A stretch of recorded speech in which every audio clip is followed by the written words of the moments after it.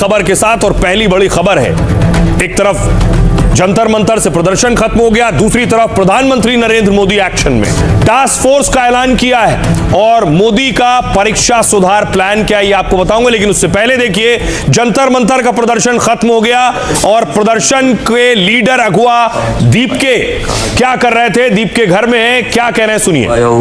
Hello everyone, good morning. It feels really good. आज finally कहाँ जाकर आराम से सो पाया हूँ और बेडरूम में उठ पाया हूँ विदाउट थिंकिंग कि आगे क्या करना है या आज शाम तक क्या होगा क्या नहीं होगा। कोई पैनिक नहीं है और जो पिछले 37 डेज में झेला it was really difficult, it was not easy. Hello everyone. Dipke तो चले गए, लेकिन जंतर मंतर पर देखिए प्रदर्शनकारी सैकड़ों किलो कचरा छोड़ गए। अब प्रशासन कचरा उठाने का काम कर रहा है। जंतर मंतर की तस्वीर आप देखिए।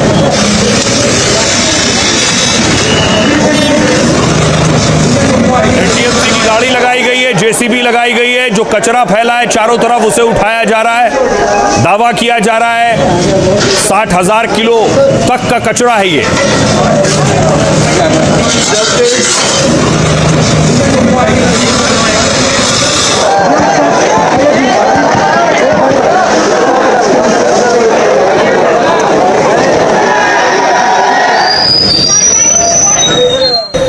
दूसरी तरफ एक शिक्षा मंत्री का इस्तीफा हो गया तो अब देश के अलग अलग राज्यों में दूसरे शिक्षा मंत्रियों के इस्तीफे की मांग हो रही है। छत्तीसगढ़ में शिक्षा मंत्री का इस्तीफा मांग रहे हैं प्रदर्शनकारी। हम घर से तुमको देना होगा, अभी तो ये अंगड़ाई है। कफन बांध के हम घर से निकल चुके हैं देश की शिक्षा नीति बदलने, तो हम छत्तीसगढ़ की भी शिक्षा नीति अब बदल के रहेंगे। इसलिए हम इस सोच के साथ हम आगे बढ़ते हैं और गवर्नर साहब को हम एक आवेदन देंगे कि छत्तीसगढ़ में जो 12वीं के पेपर लीक हो रहे हैं उसकी भी व्यवस्था सुधारी जाए। गजेंद्र यादव को अकाउंटेबिलिटी लेनी पड़ेगी, रिस्पॉन्सिबिलिटी लेनी पड़ेगी कि अगर आप छत्तीसगढ़ में अगर किसी भी तरीके का पेपर लीक या कहीं भी तरीके का कुछ भी स्टूडेंट्स के साथ गलत होगा तो वो रिस्पॉन्सिबल होंगे और उनसे भी इस्तीफा लेंगे। और सिर्फ छत्तीसगढ़ नहीं, एक और तस्वीर मैं आपको दिखाऊं, राजस्थान लिए चलता हूं, जयपुर में भी इसके अलावा देखिए जयपुर के शिक्षा मंत्री के भी इस्तीफे की मांग हो रही है।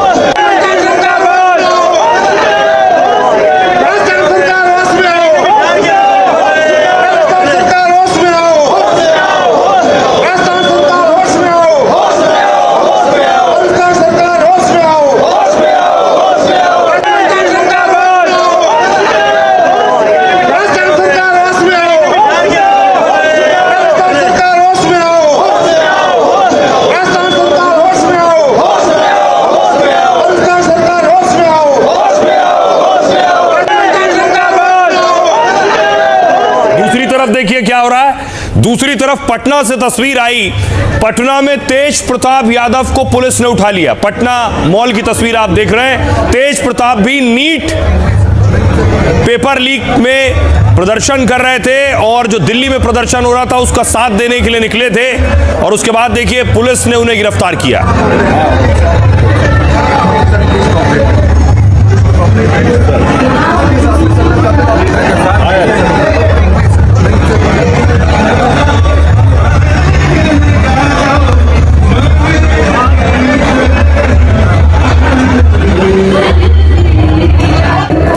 तो आज ये घटनाक्रम हुआ।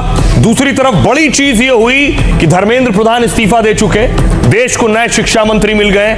आज से नए शिक्षा मंत्री ने कार्यभार संभाल लिया है। नए शिक्षा मंत्री प्रहलाद जोशी दफ्तर पहुंचे।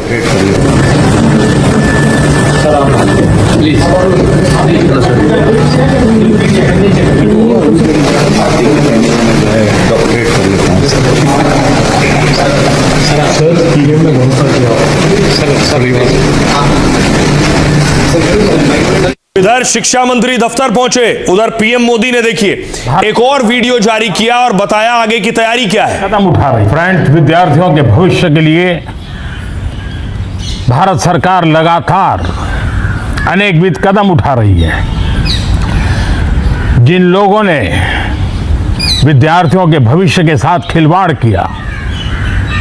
वे जेलों में सड़ रहे हैं, फास्ट ट्रैक कोर्ट बना चुके हैं। हम कल पार्लियामेंट के अंदर भी कठोर कानूनों के प्रावधान के साथ नया कानून बनाने की दिशा में भी आगे बढ़ रहे हैं। तो पीएम मोदी कह रहे हैं टास्क फोर्स और नया कानून बनाने की दिशा में आगे बढ़ रहे हैं। दूसरी तरफ एक्शन में आ गए शिक्षा मंत्री भी।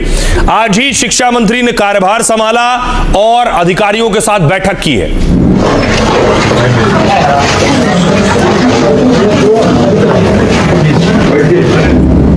शिक्षा मंत्री की अब कोशिश भी होगी कि जहां जहां जो लीकेज है, जो परेशानियां हैं, जो दिक्कतें हैं, उन्हें ठीक करना है शिक्षा सुधार के क्षेत्र में। और दूसरी तरफ पूरे देश की नजर भी उन पर होगी। तो देखिए जरा, नए शिक्षा मंत्री ने कार्यभार संभाला और क्या क्या काम किया है आज। धर्मेंद्र प्रधान के इस्तीफे के बाद प्रहलाद जोशी ने शिक्षा मंत्रालय संभाला और शनिवार शाम करीब 8:15 पर उन्हें शिक्षा मंत्रालय का प्रभार मिला। रविवार सुबह मंत्रालय पहुंचकर उन्होंने कार्यभार संभाल लिया। पदभार संभालते ही शिक्षा मंत्रालय के वरिष्ठ अधिकारियों के साथ बैठक की। नए शिक्षा मंत्री की बैठक में केंद्रीय राज्य मंत्री जयंत चौधरी भी आपको नजर आ रहे हैं। पहली मीटिंग में शिक्षा मंत्री ने अधिकारियों को कड़ा निर्देश दिया है। कहा सरकारी काम या इंतजाम में किसी तरह की लापरवाही बर्दाश्त नहीं होगी। प्रहलाद जोशी की गिनती पीएम मोदी सरकार के वरिष्ठ मंत्री और नेताओं में होती है। खाद्य उपभोक्ता मामले और नवीन और नवीकरणीय ऊर्जा विभाग भी उनके पास है, यानी रिन्यूएबल एनर्जी डिपार्टमेंट भी वो देखते हैं। अब आपको बताऊं, प्रहलाद जोशी 2004 में पहली बार कर्नाटक के धारवाड़ से लोकसभा के सांसद हुए और फिर लगातार 5 बार वो इसी सीट से सांसद चुने गए। 2019 में पीएम मोदी की दूसरी सरकार में उन्हें संसदीय कार्य मंत्रालय मिला था। कर्नाटक के गद्दावर नेता को मोदी ने कोयला और खनन मंत्री बनाया। प्रहलाद जोशी को सरकार और संगठन में काफी भरोसेमंद और कड़क माना जाता है। कर्नाटक के ब्राह्मण प्रहलाद जोशी अपने करियर में कोई चुनाव नहीं हारे।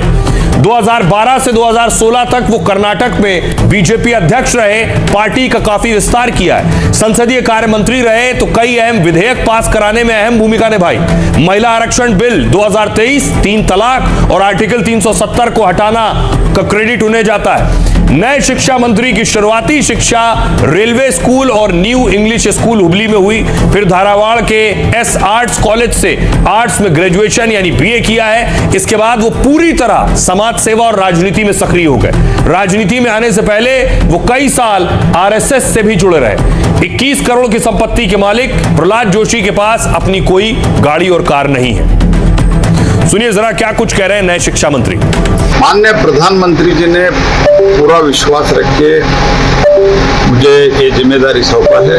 पूरा डिटेल से जो भी इधर अभी हमको देखना है, निर्णय लेना है, इस सब के बारे में इंफॉर्मेशन लेने का और पूरा मिनिस्ट्री समझने का कोशिश मैंने किया हूँ। बेहतर शिक्षा मंत्री लाते तो लोग कहते कि धर्मेंद्र प्रधान अब ऐसा लाए हैं जो संसदीय कार्य विभाग देख रहा था। हमने अपनी आंखों से देखा, नहीं चला पाया, मोदी जी निकाल दिया उसको। और मंत्रालय दिए, नहीं कर पाए, निकाल दिए उसको। अब जानबूझ कर दिया गया है कि उससे छोटी लाइन खींचो जब ऊपर वाली बड़ी दिखाई पड़े।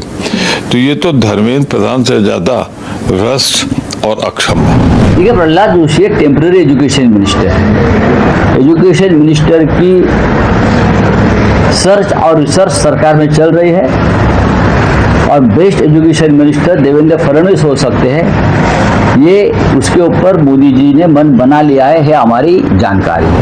उनको अतिरिक्त प्रभार के रूप में दिया गया है शिक्षा मंत्रालय, लेकिन शिक्षा मंत्रालय में आमूलचूल परिवर्तन की आवश्यकता है। आमूलचूल जब मैं कह रहा हूँ, from bottom to top and top to bottom, और अब तक सरकार एक्नॉलेज नहीं कर रही थी। देखिए, प्रहलाद जोशी जी नए शिक्षा मंत्री बने और हमें उम्मीद है कि जो काम 12 सालों से हमारी सरकार रिफॉर्म कर रही है शिक्षा में, उसको जारी रखेंगे। अब दिलचस्प यह है कि धर्मेंद्र प्रधान का तो इस्तीफा हो गया, लेकिन विपक्ष में खींचतान है, क्रेडिट किसे जाएगा? तो देखिए, इस्तीफे के बाद शिवाजी पार्क में प्रदर्शन हो रहा था, जहां उद्धव ठाकरे और राज ठाकरे दोनों एक साथ मंच पर थे।